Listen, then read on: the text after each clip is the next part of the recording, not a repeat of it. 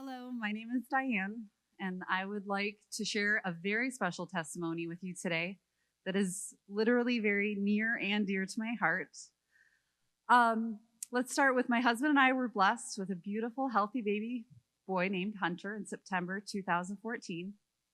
In June 2015, we decided to try for yet another baby, and right away we became pregnant.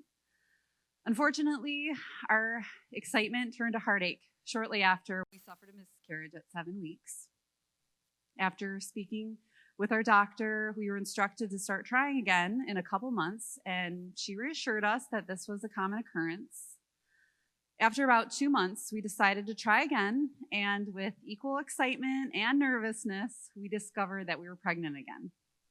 But this lasted only a few more weeks as we discovered again that at that 7-week mark, I had yet another miscarriage. We were then sent to several specialists and fertility clinics to have all the testing done that they could think of, some that were very painful, both emotionally and physically. So over the next few years, in total, we had 11 miscarriages, and they all ended with between the 6 and 9 week marker with no explanation. We had all tests done, and they just said everything came back normal. So finally, in May of 2018, one of my doctors finally advised me that it was just such a gray area, and they didn't have any of the answers for us, so they just said that we should stop trying altogether to get pregnant. Of course, this was devastating. I was heartbroken to hear this from a professional that not only specialized in fertility treatments to tell us this.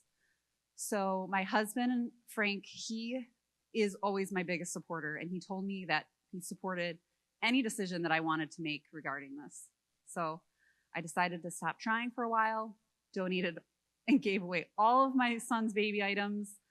But all that whole entire time, I still had this burning desire in my heart for another child. And then a miracle happened. In December, I get so emotional about this. In December 2018, my neighbor and really dear friend Dianes Barry invited me to her church, and she was always so uplifting and positive. So I said, sure, why not? And she said, stop by this Sunday morning. My heart was so touched that first service, just like now, the tears, I couldn't control them. They were just flowing down my cheeks the entire service from the moment that music started. After service, she introduced me to her father, who was the pastor of the church. And as I shook his hand and told him how much I enjoyed the service, he caught me off guard, and he asked me right there if he could pray with me on the spot. He asked if I had any concerns or desires in my heart. And briefly, I told him right away of my experience with infertility. He immediately put his hands on my shoulders and he prayed with me. And in that prayer, I will never forget, he prayed that I would become pregnant with a healthy baby and carry it to full term in the coming year. Once again, the tears were flowing down my face as the words were spoken. And now fast forward to the end of May this year, 2019, I wasn't feeling well one Friday afternoon, so I decided to take a pregnancy test, and sure enough, it was positive. The first thing that crossed my mind was peace, instead of fear or worry that I experienced in the past. And the main reason for this is that over time, my faith had actually become stronger through all of this, all the miscarriages. My faith was now greater than my fear, and for the first time, I felt at ease. I immediately fell to my knees and thanked God and prayed for a healthy pregnancy. I just had an ultrasound last week, and everything looks great.